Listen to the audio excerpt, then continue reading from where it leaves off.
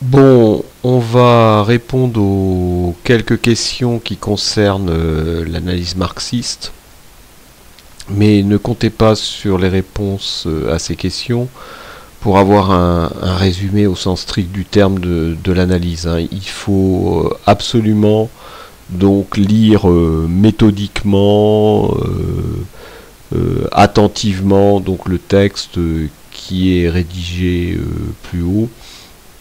Bon, c'est une description assez ramassée, hein, de l'analyse que fait Marx, de ce que j'ai appelé le paradoxe de la société industrielle, à savoir comment, dans un contexte de croissance économique affirmée, en raison du progrès technique, on peut assister à une paupérisation radicale d'une partie de la population, à savoir les prolétaires.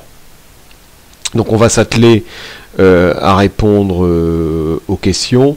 Alors on va commencer, hein, donc qu'est-ce que le mode de production capitaliste, hein, le fameux MPC de Marx? C'est tout simplement une description qui se veut réaliste de la situation de l'Europe dans la première moitié du 19e, d'une Europe en proie à la révolution industrielle, la première révolution industrielle, tout simplement.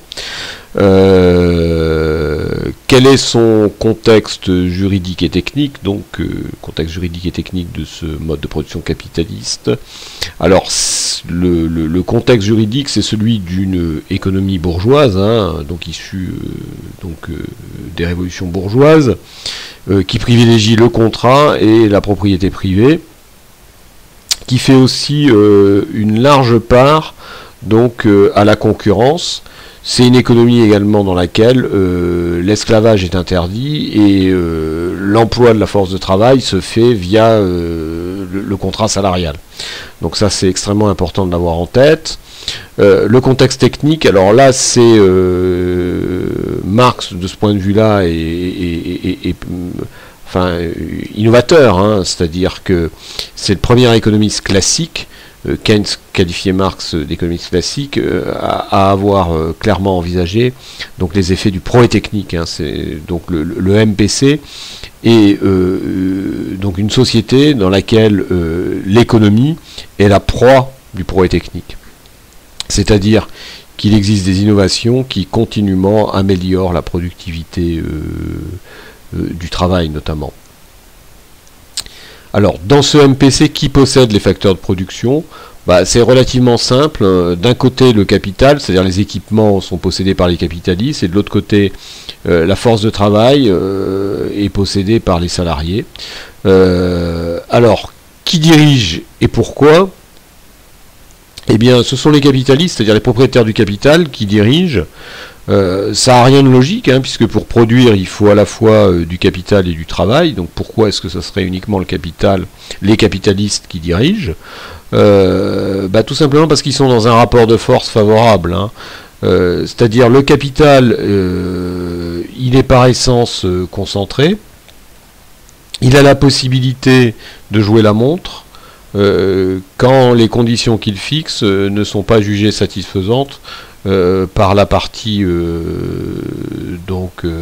j'ai envie de dire adverse, hein.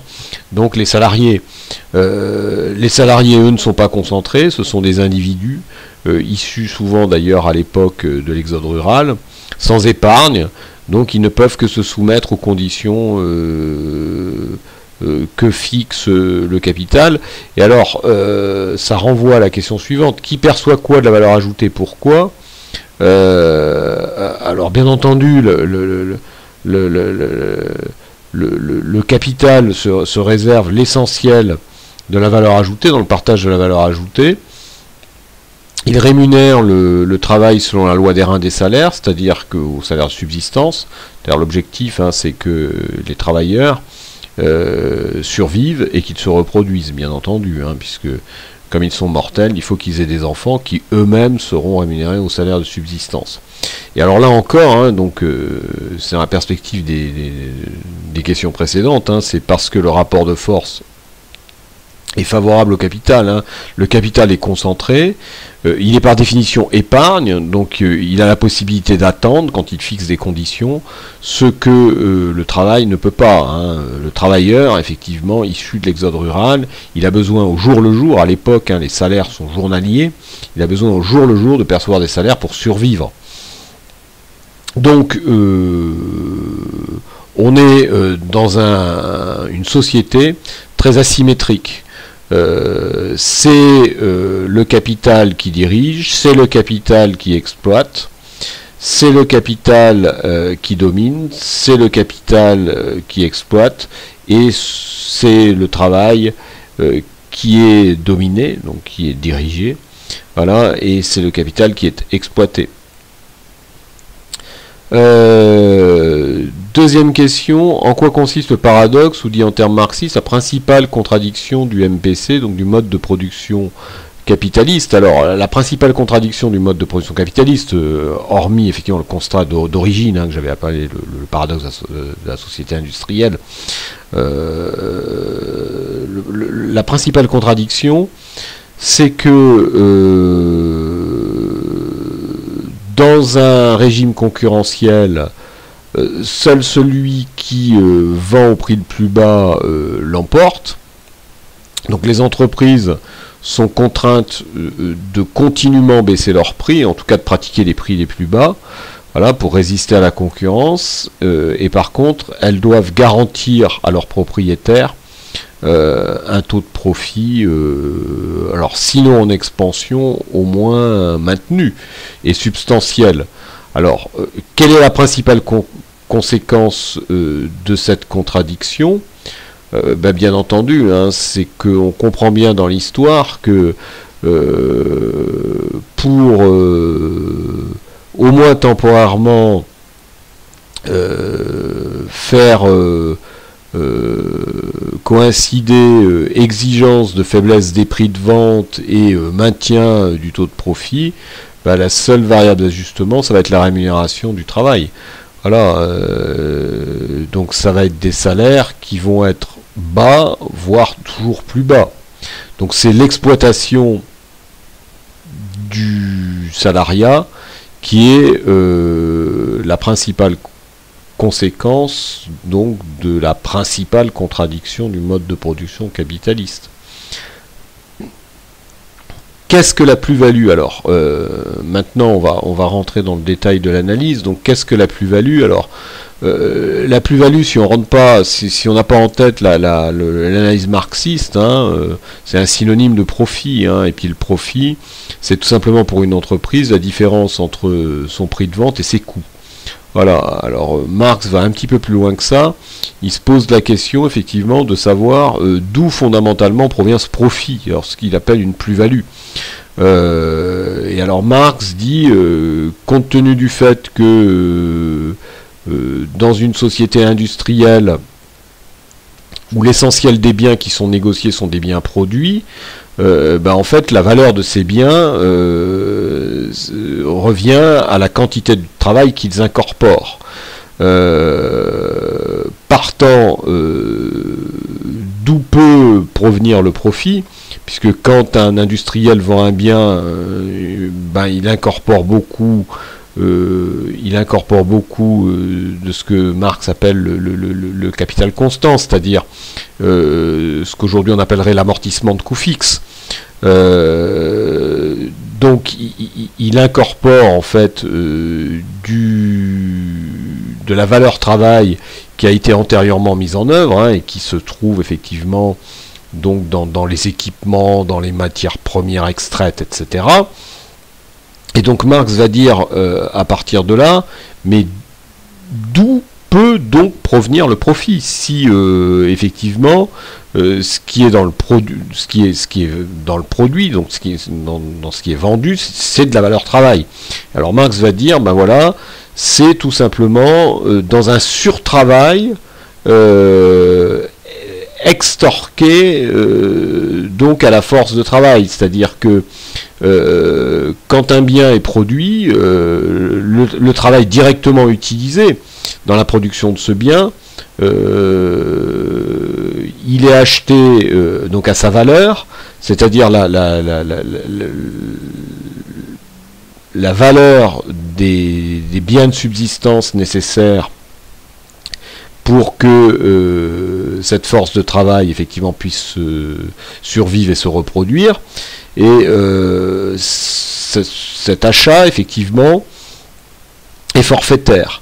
Donc c'est expliqué un petit peu plus haut de manière très claire en faisant référence donc à une citation de Marx célébrissime. Voilà, le salarié vend sa force de travail, l'ensemble des facultés physiques et intellectuelles qui existent dans le corps d'un homme, dans sa personnalité vivante, et qu'il doit mettre en mouvement pour produire des choses utiles. Donc le salarié vend sa force de travail, donc à sa valeur, qui réside dans le nombre d'heures de travail nécessaires pour produire les subsistances dont il a besoin. Et alors, on revient à la question. Eh bien, partant, si le capitaliste achète de la force de travail à sa valeur, il est capable de l'utiliser au-delà de sa valeur. Donc, on va prendre un exemple simple. Hein. Si par exemple un ouvrier a besoin de 6 heures de travail pour s'acheter des subsistances qui vont lui permettre à lui et à sa famille de survivre et de se reproduire, eh bien on peut imaginer que le capitaliste le fasse travailler 2 heures de plus. Voilà, donc au lieu de le faire travailler simplement 6 heures, il va le faire travailler 8 heures, et donc les 2 heures vont être considérées comme de la plus-value. Et donc Marx va dire, en fait le profit, il provient exclusivement de ce surtravail. Exclusivement. Alors bien entendu, ce diagnostic, hein, il est totalement subordonné à l'adoption d'une théorie de la valeur qui est la théorie de la valeur travail. Alors, d'où provient-elle exclusivement cette plus-value, je viens de le dire. Donc en fait d'une extorsion, hein, faut être très clair, c'est-à-dire presque d'un vol, voilà, fait à l'encontre des travailleurs par les capitalistes. Pourquoi est-ce que cette plus-value a tendance à baisser? Alors, Marx explique que les capitalistes y mettent en œuvre en fait 2 types de capital, c'est-à-dire du capital constant, donc aujourd'hui ce qu'on appellerait du capital physique, hein, pour faire simple, on ne va pas rentrer dans le détail, des machines, des équipements, et ils mettent également en œuvre ce que Marx appelle du capital variable, c'est-à-dire de la main-d'œuvre, c'est-à-dire des avances, en fait, des avances sur salaire.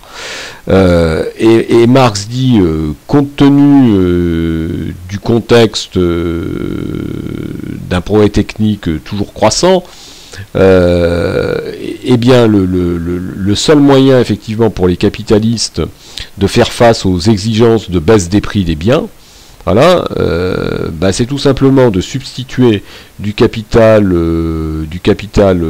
constant à du capital variable, c'est-à-dire c'est de remplacer des machines, de remplacer des hommes par des machines.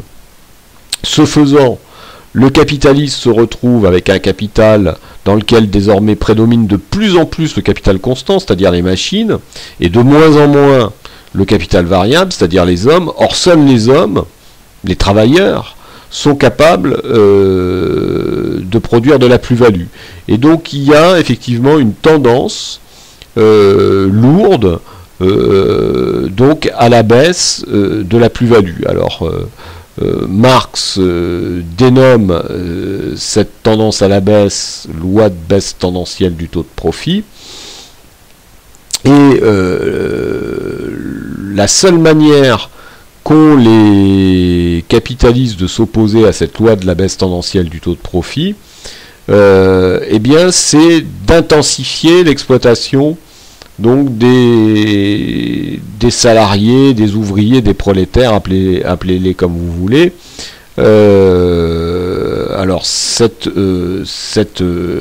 intensification de l'exploitation, elle peut se faire de manière absolue, c'est-à-dire c'est par exemple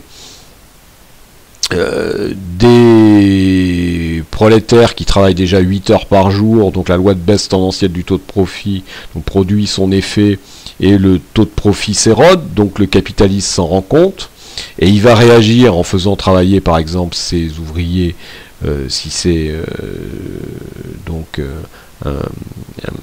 s'il dirige une usine, il va faire travailler ses ouvriers au lieu de 8 heures, il va les faire travailler 9 heures, Voilà. Et puis alors après, il y a une autre méthode, effectivement, qui consiste à diminuer la rémunération des ouvriers, des salariés, des prolétaires, compte tenu du progrès technique qui lui-même est à l'œuvre dans la production de biens de subsistance. Donc c'est ce que Marx appelle la production de plus-value relative, mais passons. Mais on comprend bien que ces réactions des capitalistes pour faire face à la loi de base tendancielle du taux de profit, qui était inéluctable, puisque le progrès technique, finalement, agit un peu chez Marx comme une vague exogène. Marx considère que c'est un mouvement qui est le progrès technique extérieur au jeu économique. Le jeu économique l'intègre comme une contrainte. Donc on comprend bien que ça va avoir un terme. Voilà, la production de plus-value absolue, bon, elle a un terme, parce qu'on peut exiger de ses ouvriers, quand on est un dirigeant d'usine, par exemple, qui travaille 15 heures par jour, 16 heures, 17 heures, mais à un même moment, il faut qu'il dorme. Voilà, et puis la production de plus-value relative, elle va buter sur peut-être un essoufflement du progrès technique dans la production des biens de subsistance. On peut faire cette hypothèse. Pour finir, quelles conclusions les prolétaires doivent-ils tirer de cette loi de baisse tendancielle du taux de profit? Alors la conclusion, et c'était l'objectif central de l'édification théorique de Marx, si Marx s'est échiné à construire ce raisonnement particulièrement impressionnant, c'est justement pour arriver à la conclusion que les prolétaires n'ont rien à attendre du mode de production capitaliste. Ils ne peuvent pas en attendre un amendement. C'est strictement impossible, quand bien même les capitalistes seraient-ils de bonnes âmes, que le jeu dans lequel ils sont pris ne leur laisse aucune issue. Il faut bien comprendre qu'un capitaliste qui ne se résoudrait pas à intensifier l'exploitation de ses prolétaires, il prendrait le risque lui-même d'en devenir un. C'est ce qui lui arriverait si son entreprise fait faillite. Donc il ne le peut pas. Donc Marx considère que la loi de base tendancielle du taux de profit, elle indique aux prolétaires, je dirais, la direction de leur action. Et la direction de leur action, c'est pas l'amendement, l'amélioration du mode de production capitaliste, c'est le changement de mode de production. Et ce changement de mode de production, il doit aboutir à passer à un autre mode de production, qui est le mode de production communiste. Alors dans le mode de production pour lequel finalement Marx n'a pas dit grand chose. Il ne s'est jamais exprimé sur ses modalités d'organisation. Il a juste résumé ce mode de production par une maxime de chacun selon ses besoins, à chacun selon ses moyens. Bon, c'est très vague, et puis c'est même, il y a même une esquisse de contradiction à laquelle je vous laisse réfléchir, et que les dirigeants de l'URSS ont bien touché du doigt. Donc, l'objectif, c'est la révolution. Voilà. Donc, la classe prolétaire, qui est une classe en soi, caractérisée par sa position dans le processus de production, doit devenir une classe pour soi, c'est-à-dire qu'elle doit prendre conscience de sa situation de classe, de ce qu'elle est, voilà, et puis ensuite elle doit lutter, alors non pas tant pour elle-même, que dans un objectif supérieur qui est celui du changement de mode de production. L'objectif, c'est pas tant que la classe prolétaire se substitue à la classe bourgeoise, mais de changer de logique d'organisation de la société. C'est en gros ce que Marx a en tête.